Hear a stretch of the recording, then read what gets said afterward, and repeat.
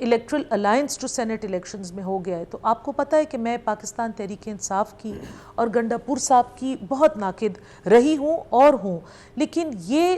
خیبر پختونخوا میں کیونکہ unfortunately Saint میں، اور شاہد بھائی کو یہ پتہ ہے، ایک ماحول اس طرح بن گیا ہے کہ کچھ خاص لوگ ہیں وہ یہ سارا الیکشن کا معاملات گندا کر دیتے ہیں، ماحول گندا کر دیتے ہیں، وہ بار بار پیسوں کا مطالبہ کرتے ہیں۔ کچھ افراد ایسے ہیں کہ وہ اپنی پارٹی سے بھی پیسوں کا مطالبہ کرتے ہیں۔ میجورٹی لوگ بالکل اس چیز سے گریز کرتے ہیں، یہ بات میں آپ کو آن ریکارڈ کہہ دوں، میجورٹی لوگ، لیکن کہتے ہیں نا کچھ گندی مچھلیاں تالاب کو گندا کرتی ہیں۔ جی ہارون بلوچ صاحبہ، آپ رسپونڈ کریں گی شاہد خٹک صاحب کو کہ زیادہ بہتر سوال یہ ہوتا کہ آپ کہتی ہے کہ نہیں، جو فیصلہ آیا الیکشن کمیشن کی جانب سے جس حساب سے ہوا، آپ کا یہ رائٹ بنتا ہے، پارٹی کی پوزیشن اپنی جگہ پر، لیکن جب عدالت نے فیصلہ مخصوص نشستوں کا ایسا دے دیا تو پھر تو لینا مجبوری تھی۔ کیلکولیشن سے مطمئن ہیں آپ؟ دیکھیں جی، اس طرح ہے کہ شاہد خٹک صاحب اور ان کی پارٹی 2024 کی الیکشن میں وکیلوں کی رہنمائی میں الیکٹرل فیلڈ میں اترے۔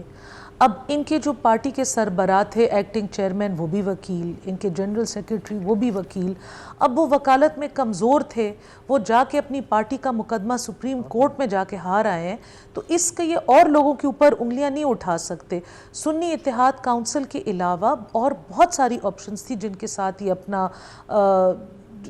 وہ الیکٹرل الائنس کر سکتے تھے۔ دیکھیں، وہ I am not a member of P T I, I am not privy کہ ان کی کس کے ساتھ کیا وہ ہوئی، لیکن ایک پارٹی جس کا سربراہ خود اس پارٹی کے الیکشن سے، پارٹی کے نام کے ساتھ الیکشن نہیں لڑ رہا، تو یہ تو آئی تھنک ایک لے مین کو بھی نظر آ رہا تھا کہ یہ ان کا انتہائی بچکانہ فیصلہ تھا۔ جو دوسرا فیصلہ ہے جس پہ آپ بات کریں کہ یہ الیکٹرل الائنس جو سینٹ الیکشنز میں ہو گیا ہے، تو آپ کو پتہ ہے کہ میں پاکستان تحریک انصاف کی اور گنڈا پور صاحب کی بہت ناقد رہی ہوں اور ہوں، لیکن یہ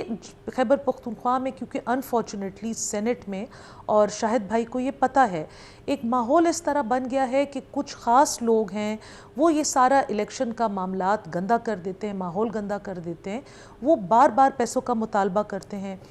کچھ افراد ایسے ہیں کہ وہ اپنی پارٹی سے بھی پیسوں کا مطالبہ کرتے ہیں۔ میجورٹی لوگ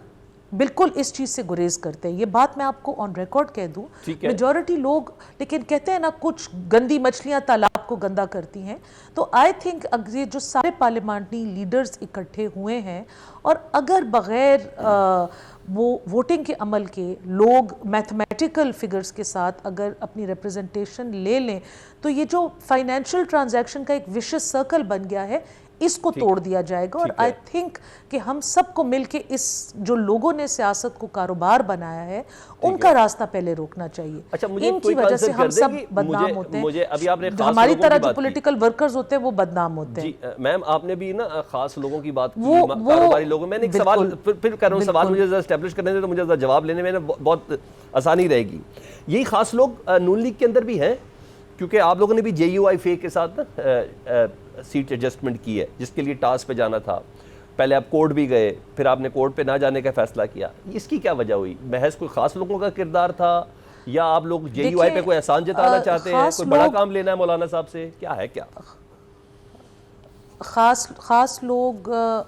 ہر پارٹی میں بلونگ کرتے ہیں، صرف انسان کو ایک پارٹی کی طرف انگلیاں اٹھا کے نہیں پوائنٹ کرنی چاہیے۔ اور دوسری بات یہ ہے کہ پرائم منسٹر شہباز شریف صاحب ایک جو ہے مفاہمت کی سیاست لے کے، وہ ساری پارٹیوں کو آن بورڈ لے کے بڑے بھائی کا رول ادا کرنا چاہتے ہیں۔ جو چھوٹی پارٹیاں ہیں جن کے اگر گلے شکوے ہیں، اگر کچھ قربان کر کے اگر ان کے گلوں کو دور کر دیا جائے، تو ان کی یہ انسٹرکشنز ہیں کہ جو لوگ ہمارے ساتھ اتحاد میں رہے ہیں ان کو آن بورڈ لے کے ان کو اکوموڈیٹ کر لیا جائے۔